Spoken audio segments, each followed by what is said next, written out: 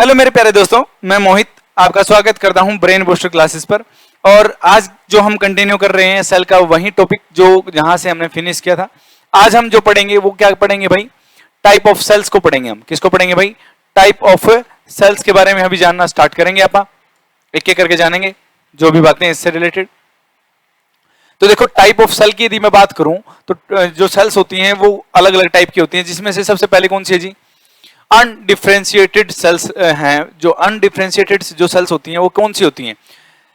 Such cells are capable of undergoing division, जो यानी कि डिवीजन के अंडरगोइंग जाती हैं, यानी जिसमें सेल डिवीजन होता है जिन सेल्स के अंदर, उन्हें हम क्या बोलते हैं? स्टेम सेल्स या फिर अनडिफरेंशिएटेड सेल्स बोलते हैं। क्या बोलते हैं जी? अनडिफरेंशिएटेड सेल्स बोल देते हैं। जो such cells are capable of undergoing division and development, जिनके अंदर ग्रोथ होए और जो डिवीजन क्या कर पाए? डिवीजन कर पाए, ऐसे सेल्स को हम क्या बोलते हैं जी? अनडिफरेंशिएटेड या स्टेम सेल्स बोल देते हैं। जैसे अपनी बॉडी की बहुत सारी सेल्स, अपनी बॉडी की जितनी भी सेल्स हैं उनको हम स्टेम सेल्स ही बोलते हैं, ठीक है ना। These are also called the mitotic cells, इनको मिटोटिक सेल्स के नाम से भी जाना जाता है। समझ गए ना? ये स्पेशली याद रखना। स्टेम सेल्स इन एनिमल और मेरिस्टेमेटिक सेल इन प्लांट, सभी ने सुना होगा मेरिस्टेमेटिक सेल्स प्लांट के अंदर, तो जिनके अंदर कंटिन्यूसली डिवीजन होता जाता है। आप लोगों ने सभी ने सुना होगा, जब प्लांट जो है ना, प्लांट शुरुआत की यदि मैं बात करूं तो प्लांट जो होता है जब ग्रो करना स्टार्ट करता है, शुरुआत में पैदा होता है, तो उसमें मेरिस्टेमेटिक टिश्यूज या मेरिस्टेमेटिक सेल ही होती हैं जिनके अंदर कंटिन्यूसली सेल डिवीजन होता है और वो ग्रोथ करता जाता है प्लांट, ठीक है ना। तो मेरिस्टेमेटिक जो सेल्स होती हैं उनको हम अनडिफरेंशिएटेड सेल्स या स्टेम सेल्स बोल सकते हो आप, ठीक है ना। दूसरा कौन बोल सकते हो? बोन मैरो, जाइगोट, ये सारी की सारी क्या होती हैं? बोन मैरो हो गया, ये भी ग्रोथ करता है, इसके अंदर भी डिवीजन होता है ना। तो जाइगोट भी ऐसा ही होता है भाई, है ना। तो ये सारी जो होती हैं सेल्स कौन सी होती हैं? ये अनडिफरेंशिएटेड सेल्स होती हैं जी, अनडिफरेंशिएटेड सेल्स। स्पेशली आप लोगों को ये बात याद रखनी है। अगली जो पढ़ने जा रहे हैं जी उसका नाम है जी, यदि आप लोगों से पूछा जाए तो आगे पढ़ते हैं जी, डिफरेंशिएटेड सेल्स। कौन सी आगे जी? Differentiated sales. ये कौन होती हैं? Such cells lost their ability to divide, जो अपनी एबिलिटी को खो देती हैं, डिवाइड होने की एबिलिटी को जो खो देती हैं, उन सेल्स को हम क्या बोल देते हैं जी? डिफरेंशिएटेड सेल्स बोल देते हैं। कौन सी बोल देते हैं जी? डिफरेंशिएटेड सेल्स बोल देते हैं जी। इसको थोड़ा सा आगे पढ़ते हैं हम, डिफरेंशिएटेड सेल्स को आगे चलते हैं लेके। अब क्या कहा गया कि these cells are post mitotic cells, इनको हम पोस्ट मिटोटिक सेल्स भी बोल देते हैं, which exhibit specialization and this division of labour, यानी कि सिंपल सी बात है, and the division of labour the cell acquire a distance character and perform a definite function. यानी कि सीधी सी लैंग्वेज में बोला जाए तो आप ये कह सकते हो कि ये वो सेल्स होती हैं, डिफरेंशिएटेड सेल्स वो सेल होती हैं जो यानी कि एबिलिटी को खो देती हैं, सेल डिवीजन की जो एबिलिटी है ना उसको क्या कर देती हैं? खो देती हैं। Cells lost their ability to divide, समझ गए ना, डिवाइड होने की कैपेसिटी को खोना, ठीक है ना। और इनको हम बोल देते हैं पोस्ट मिटोटिक सेल्स भी बोल देते हैं, समझ गए ना। और ये कुछ एक ऐसी स्पेशलाइज सेल्स बन जाती हैं जिनके कुछ एक स्पेशल फंक्शन होते हैं, है ना, जो एक स्पेशल फंक्शन काम कर रही होती है। जैसे लिवर की सेल्स होती हैं वो एक स्पेशल अलग फंक्शन करती हैं, है ना। जैसे किडनी की सेल्स होती हैं वो अलग फंक्शन करती हैं। तो एक स्पेशलाइज्ड फिक्स हो जाता है कि भाई इनका यही काम होएगा, और इनके अंदर एक स्पेशलाइज्ड फंक्शन की कैपेबिलिटी पैदा हो जाती है। ये थोड़ा सा याद रखना, ठीक है ना। जैसे कौन सी होगी आपकी? मसल सेल्स होगी, परफॉर्म काइनेटिक मूवमेंट। बहुत सारी मसल्स मूवमेंट मसल सेल्स क्या करती हैं? परफॉर्म करती हैं काइनेटिक मूवमेंट, चल फिर रहे हैं मसल्स। मेसोफिल सेल्स कहाँ होती है भाई? लीफ में सुनी होगी। कैरी आउट फोटोसिंथेसिस, उनके अंदर एक फिक्स कैपेबिलिटी आ जाती है, एक फिक्स फंक्शन आ जाता है कि वो फोटोसिंथेसिस के लिए कैपेबल है, कि वो यही काम करेंगी, ठीक है ना। वो सेल्स जो होती हैं कौन सी होती हैं? अपनी डिफरेंशिएटेड सेल्स होती हैं, आपको स्पेशली याद रखना है। अगला आ गया G D differentiated sales. D differentiated sales वो होती हैं जो रीजनरेट हो पाती हैं, रीजनरेट जिनके अंदर मतलब एक बार तो ये कह लो कि भाई सेल डिवीजन की कैपेबिलिटी जो होती है वो रीजनरेट होती है, वापस से आ जाती है, ठीक है ना। Some differentiated cells are capable of reversing back to the undifferentiated meristematic state, यानी कि बहुत सारी ऐसी सेल्स होंगी जो डिवाइड होना बंद हो रखी थी, ठीक है ना, जो अपनी कैपेबिलिटी को खो चुकी थी। बट जैसे ही क्या किया मैंने कहा कि वो कुछ टाइम के बाद ऐसा भी हो सकता है कि कुछ ऐसी सेल्स होती हैं जो अनडिफरेंशिएटेड हो जाएंगी डिफरेंशिएटेड से, मतलब कि जो कैपेबिलिटी खो चुकी थी वो कैपेबिलिटी वापस उनके अंदर आ जाएगी और वो रीजनरेट होना शुरू हो जाएगी, वापस डिवाइड होना शुरू हो जाएंगी। समझ गए ना? व्हेन रिक्वायर्ड, जब उनकी रिक्वायरमेंट होगी उसके हिसाब से ही, ठीक है ना? The process by which they loss their specialization, but वो क्या हो जाएंगे, एक स्पेशल वर्क को खो देंगे। बट अब और वो एक स्पेशल वर्क नहीं करेंगे जैसे वो कर रही थी ना, मसल सेल्स मूवमेंट का काम कर रही थी, है ना? मेसोफिल सेल्स क्या काम कर रही थी, फोटोसिंथेसिस का। तो ये जब कभी भी अनडिफरेंशिएटेड सेल में कन्वर्ट हो जाएंगी, कौन सी सेल्स? डिफरेंशिएटेड सेल्स, यानी कि जिनकी कैपेबिलिटी खो चुकी थी वो अब किस में कन्वर्ट हो चुकी है, अब वापस से कैपेबल हो चुकी है सेल डिवीजन के लिए, ठीक है ना? तो रीजनरेट होने के लिए वो रेडी हैं। बट उनके अंदर एक खास बात खत्म हो जाएगी कि वो कोई स्पेशलाइज नहीं रहेंगी। स्पेशलाइज समझते हो ना? स्पेशलाइज मतलब कि इसी काम के लिए नहीं रहेंगी कि भाई यही काम करेंगे, और भी काम कर सकती हैं फिर, ठीक है ना? तो स्पेशली आप लोगों को याद रखना है। और are called as the differentiated cells, और ऐसी सेल्स को हम क्या बोलते हैं? डी डिफरेंशिएटेड सेल्स के नाम से हम जानते हैं। स्पेशली आप लोगों को याद रखना, दीज सेल्स प्ले, एक मिनट रुकिएगा, थोड़ा सा छोटा कर लेता हूं।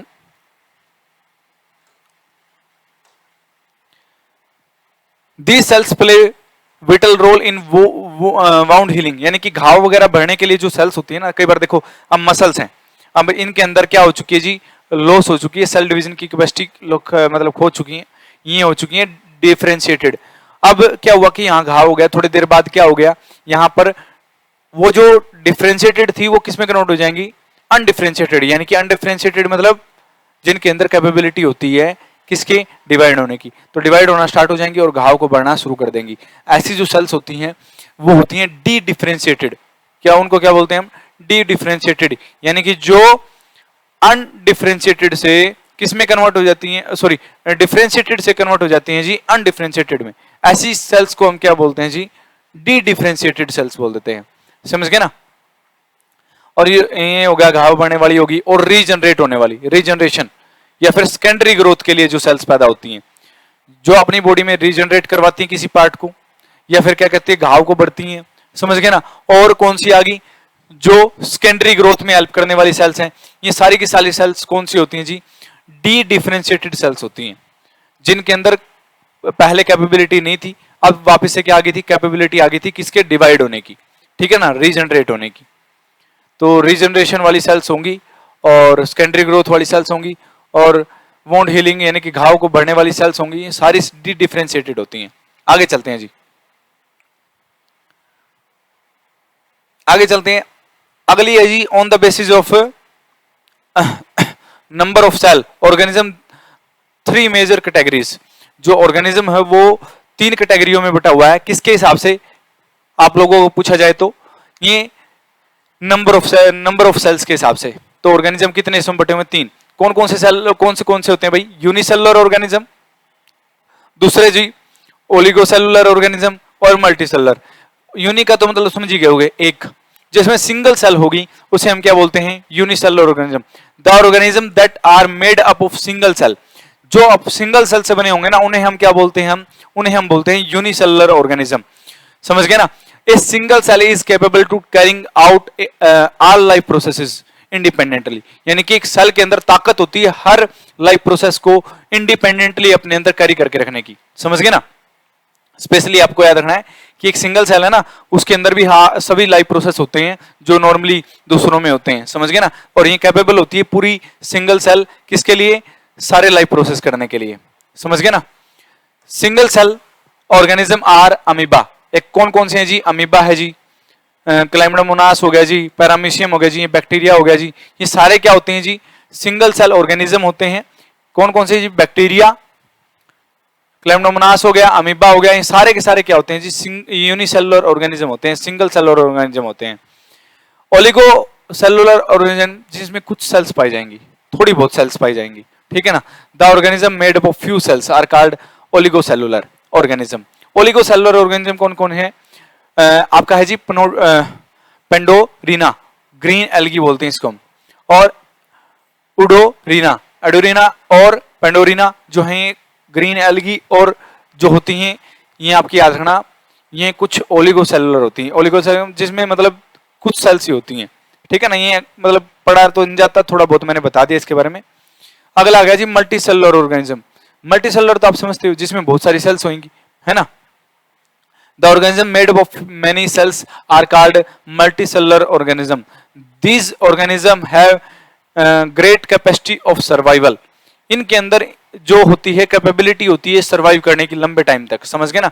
As death of few cells are not of serious consequence and cell are replaced continuously. यानी कि मान लो अब जिसमें भाई लाखों करोड़ों सेल्स हैं, उसमें से 2-4 सेल्स मर जाएंगी, लाख सेल मर जाएंगी, तो क्या फर्क पड़ेगा? कुछ फर्क नहीं पड़ता बॉडी के ऊपर।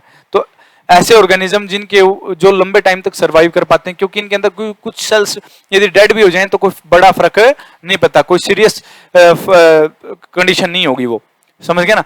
इसमें आ जाते हैं जी कौन कौन? फंगस, प्लांट, एनिमल्स जो आते हैं जी, किस में आते हैं जी? मल्टी सेलुलर ऑर्गेनिज्म में आते हैं जी। किस में आते हैं जी? Multicellular organism. स्पेशली आप लोगों को ये बात याद रखनी है कि यूनिसेलुलर किसे बोलते हैं, मल्टी सेलुलर किसे बोलते हैं। अब आ जाता है जी आपका सबसे बड़ा पॉइंट, प्रोकैरियोटिक और यूकैरियोटिक। ये आपको दो टाइप की सेल्स दिख रही होंगी। ये आपको क्या दिख रही होंगी जी? दो टाइप की सेल्स दिख रही होंगी। ये है जी बैक्टीरिया, ये आपको इस साइड में जो दिख रहा है ये है जी आपका बैक्टीरिया, समझ गए ना। और ये है जी आपकी एक यूकैरियोटिक सेल, जिसके अंदर आप लोगों को क्या फर्क दिख रहा होगा? इसमें कुछ खास चीजें मौजूद नहीं है, ध्यान से नोट करो तो आप, ठीक है ना। क्या क्या नहीं है जी? इसमें थोड़ा बहुत डीएनए होता है जी, डीएनए सर्कुलर पड़ा होता है जी, ठीक है ना। प्लाज्मिड्स होते हैं जी, है ना। थोड़ा बहुत सेल वॉल कैप्सूल्स होते हैं ऊपर की तरफ, मतलब इतनी चीजें मौजूद नहीं है जितनी उसमें है। सिंपल सी लॉजिकली बात करें तो उसमें माइटोकॉन्ड्रिया है जी, वैक्यूल्स है जी, लाइसोसोम है जी, गोल्गी बॉडी है जी, है ना, ईआर है जी, एंडोप्लाज्मिक रेटिकुलम है जी, बहुत सारी चीजें प्रेजेंट है उस सेल में, और इसमें नहीं है। तो प्रोकैरियोटिक सेल वो होती है जिसमें काफी चीजों की मौजूदगी नहीं होती है। या फिर प्रोकैरियोटिक का बारे में डिफाइन करें तो प्रो मतलब जिसके अंदर प्रिमिटिव न्यूक्लियस हो, वेल डिफाइंड न्यूक्लियस प्रेजेंट ना हो, और एक जिसमें वेल डिफाइंड न्यूक्लियस हो, सेल ऑर्गेनेल्स पाए जाएं, ऐसी सेल्स को हम क्या बोलते हैं जी? यूकैरियोटिक सेल्स बोल देते हैं। इसके बारे में अभी डिटेल में हम थोड़ा सा पढ़ लेते हैं, आगे चलते हैं जी। अब देखो सबसे पहले नंबर पे आई जी प्रोकैरियोटिक सेल। प्रोकैरियोटिक सेल्स के बारे में पढ़ना स्टार्ट करते हैं। प्रोकैरियोटिक सेल क्या होती हैं जी? A cell which does not possess membrane bound organelles, जिनके अंदर जितने भी ऑर्गन होंगे वो मेम्ब्रेन बाउंड नहीं होंगे, उनके ऊपर मेम्ब्रेन नहीं पाई जाएगी। मान लो ये सेल है जी, इस सेल के अंदर कोई ऑर्गन है, इसके ऊपर किसी टाइप की कोई मेम्ब्रेन मौजूद नहीं होगी, इसके ऊपर किसी टाइप की कोई मेम्ब्रेन मौजूद नहीं होगी, तो not possess membrane bound organelles are called prokaryotics, समझ गए ना। और जिसमें प्रिमिटिव न्यूक्लियस होगा, प्रिमिटिव न्यूक्लियस मतलब वेल डिफाइंड न्यूक्लियस ना हो। और याद रखना प्रोकैरियोटिक के न्यूक्लियस को हम किसके नाम से जानते हैं जी? न्यूक्लियोइड के नाम से जानते हैं। किसके नाम से जानते हैं जी? न्यूक्लियोइड के नाम से किसके न्यूक्लियस को जाना जाता है जी? याद रखना प्रोकैरियोटिक के न्यूक्लियस को न्यूक्लियोइड के नाम से जाना जाता है। और ये lies freely in the cytoplasm, और ये फ्रीली घूमता रहता है किसके अंदर? साइटोप्लाज्म। साइटोप्लाज्म किसे बोलते हैं जी? मान लो ये सेल है, इसमें सेल का न्यूक्लियस हो गया, ये न्यूक्लियस है ना, जिस हिस्से में घूम रहा है यहाँ ये वाला सारा हिस्सा, ये साइटोप्लाज्म होता है। तो ये घूमता रहता है, प्रिमिटिव न्यूक्लियस। तो याद रखना प्रोकैरियोटिक में प्रिमिटिव न्यूक्लियस पाया जाता है, वेल डिफाइंड न्यूक्लियस प्रेजेंट नहीं होता। स्पेशली आप लोगों को याद रखना है। अगली यदि मैं बात करूं, थोड़ा सा बड़ा कर लेते हैं एक बार, शायद आप लोगों को साफ दिख जाए। अगली बात करते हैं जी, they carry out many biological process that occurs in prokaryotic cells. सिंपल सी बात है भाई, सिंपल सी बात कर रहे हैं। जो प्रोकैरियोटिक सेल होती हैं बहुत सारे बायोलॉजिकल प्रोसेस करती रहती हैं, ऐसी बात नहीं कि इनमें लाइफ प्रोसेस नहीं होते, होते हैं, सारा कुछ होता है इनमें भी, ठीक है ना। इनका साइज कितना होता है जी? प्रोकैरियोटिक जो सेल्स होती हैं या फिर इनका होता है जी 0.2 से लेकर 2 माइक्रोमीटर के बीच में इनका डायमीटर होता है इन सेल्स का, ठीक है ना। Consist of single circular DNA, और इनमें जो डीएनए होता है वो सर्कुलर होता है। कैसा होता है जी? सर्कुलर डीएनए होता है जी। सर्कुलर समझ गए होगे आप बात को, गोल गोल सा, है ना। तो सर्कुलर डीएनए होता है, ऐसा डीएनए नहीं होता जैसे अपने में नहीं होता ऐसे चलता रहता है लंबा चेन, इसमें ऐसा नहीं होता जी। इसमें सर्कुलर डीएनए है, एक सर्कल के अंदर ऐसे, समझ गए ना, ऐसे है जी। तो सर्कुलर डीएनए प्रेजेंट होता है जी। Flagella are made up of protein. देखो जी आप लोगों को बता देता हूं जी, ये पीछे की तरफ पूंछ सी दिख रही होगी आपको, ये बैक्टीरिया की पूंछ सी है, इसकी वजह से मूव कर पाता है। तो फ्लैजिला और सिलिया वगैरह ऐसी स्ट्रक्चर होती हैं जो हमेशा मूवमेंट में क्या करती हैं? हेल्प करती हैं, किसके, प्रोकैरियोटिक सेल्स के, ठीक है ना। तो उनमें से एक फ्लैजिला है, और फ्लैजिला जो बना होता है वो प्रोटीन्स का बना होता है जी। ये स्पेशली आप लोगों को बात याद रखनी है, ठीक है ना। सेल वॉल जो होती है जी इसकी, देखो जी, ये है होगी ऊपर वाली ये सेल वॉल, ये बैक्टीरिया है ना, बैक्टीरिया एक प्रोकैरियोटिक सेल है, तो इसके ऊपर की जो सेल वॉल होती है जी वो किसकी बनी होती है जी, वो आप लोगों से पूछा जाए तो आप लोगों को स्पेशली याद रखना, सेल वॉल जो होती है प्रोकैरियोटिक सेल्स की वो किसकी बनी होती है, पेप्टिडोग्लाइकॉन की बनी होती है। किसकी बनी होती है जी, पेप्टिडोग्लाइकॉन, जिसमें मौजूद होते हैं जी अमीनो एसिड्स और मुरेमिक एसिड्स। मुरेमिक एसिड प्रेजेंट होता है, मुरेमिक एसिड का फॉर्मूला पूछा जाए तो जी आपके सामने लिखा हुआ है CH17NO7, समझ गए ना। तो पेप्टिडोग्लाइकॉन और अमीनो एसिड जो होते हैं, पेप्टिडोग्लाइकॉन की कौन बनी होती है जी, सेल वॉल बनी होती है जी प्रोकैरियोटिक सेल्स की। प्रोकैरियोटिक सेल्स की सेल वॉल किसकी बनी होती है जी, पेप्टिडोग्लाइकॉन की, जिसमें प्रेजेंट होता है अमीनो एसिड म्यूरेमिक एसिड्स, ठीक है ना। स्पेशली आप लोगों को ये बात भी याद रखनी है प्रोकैरियोटिक के बारे में। और क्या है जी प्रोकैरियोटिक के बारे में, भाई सीधी बात है, सेल वॉल कहाँ प्रेजेंट होती है, बैक्टीरिया में होती है, अभी दिखाई है मैंने, cell wall present in bacteria. Histone protein absent in prokaryotic cell. Histone protein कौन होता है जी, हिस्टोन प्रोटीन वो प्रोटीन होता है जो क्रोमोसोम बनवाने में हेल्प करता है। किसको बनवाने में हेल्प करता है, डीएनए के साथ में जब कभी भी कौन मिलता है जी, हिस्टोन प्रोटीन मिलता है। कौन मिलता है जी, हिस्टोन प्रोटीन, तब जाके कौन बनते हैं जी, क्रोमोजोम बनते हैं। क्या बनते हैं जी, क्रोमोजोम बनते हैं। तो डीएनए प्लस हिस्टोन प्रोटीन से कौन बनते हैं जी, आप लोगों से पूछा जाए तो क्रोमोजोम बनते हैं, ठीक है ना। तो याद रखना हिस्टोन प्रोटीन प्रेजेंट नहीं है, तो याद रखना सिंगल क्रोमोजोम पाया जाता है आपका किसके अंदर, सिंगल क्रोमोजोम बन तो जाते हैं इसमें, बट कैसा बनता है जी, सिंगल क्रोमोजोम बनता है किसके अंदर, प्रोकैरियोटिक के अंदर। प्रोकैरियोटिक में पूछा जाएगा कि कितने क्रोमोसोम होते हैं, तो प्रोकैरियोटिक सेल्स में सिंगल क्रोमोसोम होता है आपका, क्योंकि इसमें हिस्टोन प्रोटीन इतना नहीं है, डीएनए सर्कुलर है, समझ गए ना। क्योंकि हिस्टोन प्रोटीन यहाँ मौजूद है नहीं है, तो क्रोमोसोम प्रॉपर तरीके से फॉर्मेशन नहीं कर पाते, फॉर्म नहीं हो पाते। तो थोड़ा सा इस बात को भी याद रखना कि हिस्टोन प्रोटीन किसमें नहीं होता, प्रोकैरियोटिक सेल में प्रेजेंट नहीं होता, ठीक है। तो इसमें क्रोमोसोम सिंगल बोलोगे यदि बोलना पड़ जाए तो। Endoplasmic reticulum, Golgi complex, lysosome, mitochondria, या जितने भी ऑर्गेनेल्स प्रेजेंट हैं वो सारे के सारे क्या होते हैं जी, प्रोकैरियोटिक सेल में अब्सेंट होते हैं जी। क्या होते हैं जी, अब्सेंट होते हैं। बस एक ऐसा ऑर्गेनेल्स है जो पाया जाता है, जो मेम्ब्रेन बाउंड नहीं है, समझ गए ना, जिसके ऊपर किसी प्रकार की कोई मेम्ब्रेन नहीं होती, जिसका नाम है जी राइबोसोम, समझ गए ना। राइबोसोम नाम का क्या पाया जाता है जी, राइबोसोम के नाम से आपका क्या पाया जाता है जी, आप लोगों को स्पेशली याद रखना। राइबोसोम एक क्या है, सेल ऑर्गेनेल्स है जो पाया जाता है प्रोकैरियोटिक सेल में। किस टाइप का, 70S टाइप का। कौन से टाइप का, 70S टाइप का, समझ गए ना। और यहां एस का मतलब होता है जी स्वेडबर्ग। क्या होता है जी, स्वेडबर्ग। एस का मतलब पूछा जाए ना यहां से, क्या होता है जी, स्वेडबर्ग होता है। क्या होता है जी, स्वेडबर्ग, जो टाइम को डिनोट कर रहा होता है यहाँ पर, किसके लिए होता है जी, टाइम के लिए। स्वेडबर्ग इज इक्वल टू होता है 10⁻⁻13 सेकंड के इक्वल, समझ गए ना। तो इसके बारे में हम डिटेल में तो आगे पढ़ेंगे, बट अभी के लिए आपको याद रखना है जी, राइबोसोम जो होते हैं वो किस टाइप के पाए जाते हैं जी, 70S टाइप के राइबोसोम प्रेजेंट होते हैं जी। स्मॉल यूनिट वाले जो होते हैं राइबोसोम प्रेजेंट होते हैं प्रोकैरियोटिक सेल में, समझ गए ना। प्रोकैरियोटिक सेल में राइबोसोम 70S टाइप के पाए जाते हैं, ये आप लोगों को बात याद रखनी है। अब इसमें जी एग्जांपल के तौर पे प्रोकैरियोटिक सेल में कौन कौन आता है जी, प्रोकैरियोटिक सेल में आते हैं जी bacteria, blue green algae. Blue green algae को सभी जानते हैं भाई, है ना, तो साइनोबैक्टीरिया बोलते हैं जिसे हम। तो ब्लू ग्रीन एल्गी जो होती है वो किस में आती है, प्रोकैरियोटिक सेल में ही आती है। किस में आती है जी, प्रोकैरियोटिक सेल में। या फिर किंगडम मोनेरा जो होता है ना, किंगडम मोनेरा ज्यादातर प्रोकैरियोटिक में ही आता है, समझ गए ना। किंगडम मोनेरा में बैक्टीरिया भरे पड़े हैं भाई, तो सारे इसी में आते हैं, प्रोकैरियोटिक में ही आते हैं। In prokaryotic carbohydrate and sterol are not found in the plasma membrane. ये आपकी प्रोकैरियोटिक सेल में प्रेजेंट नहीं होते। कौन नहीं होता, स्टेरॉल नहीं प्रेजेंट होता, ठीक है ना, कार्बोहाइड्रेट प्रॉपर तरीके से प्रेजेंट नहीं होता। और जो भी आपकी प्रोकैरियोटिक सेल हैं वो किस टाइप का सेल डिवीजन करती हैं, तो आप लोगों से पूछा जाए तो बाइनरी फ्यूजन करती हैं। बाइनरी फ्यूजन मतलब एक सेल है वो आसानी से क्या हो जाएगी, दो हिस्सों में टूट जाएगी। पहले उसका साइटोप्लाज्म डिवाइड होगा, फिर आराम आराम से वो प्रॉपर तरीके से दो हिस्सों में डिवाइड हो जाएगा प्रॉपर तरीके से सेल, समझ गया ना, जिसे हम बोलते हैं बाइनरी फ्यूजन, एक से दो में टूट जाना। एक सेल थी वो दो हिस्सों में टूट जाएगी। तो प्रोकैरियोटिक सेल की खास बातें यही है भाई, प्रोकैरियोटिक में काफी चीजें मौजूद है नहीं है, ढंग से क्रोमोसोम नहीं बने होते, तो ये प्रोकैरियोटिक के बारे में आपको स्पेशली याद रखना है। यदि लिखना चाहो तो आप लिख सकते हो, प्रो का मतलब प्रिमिटिव, समझ गए ना, प्रो का मतलब पूछा जाए तो प्रो का मतलब होता है प्रिमिटिव न्यूक्लियस, उसका क्या कहते हैं कैरियोटिक का मतलब होता है न्यूक्लियस, न्यूक्लियस। तो स्पेशली थोड़ा सा याद रखना प्रिमिटिव न्यूक्लियस हो जिसमें वेल डिफाइंड न्यूक्लियस प्रेजेंट ना हो, काफी सेल ऑर्गेनेल्स प्रेजेंट ना हो, समझ गए ना। अब आगे जी कौन सी, यूकैरियोटिक सेल। अगली कौन आगे जी, यूकैरियोटिक सेल।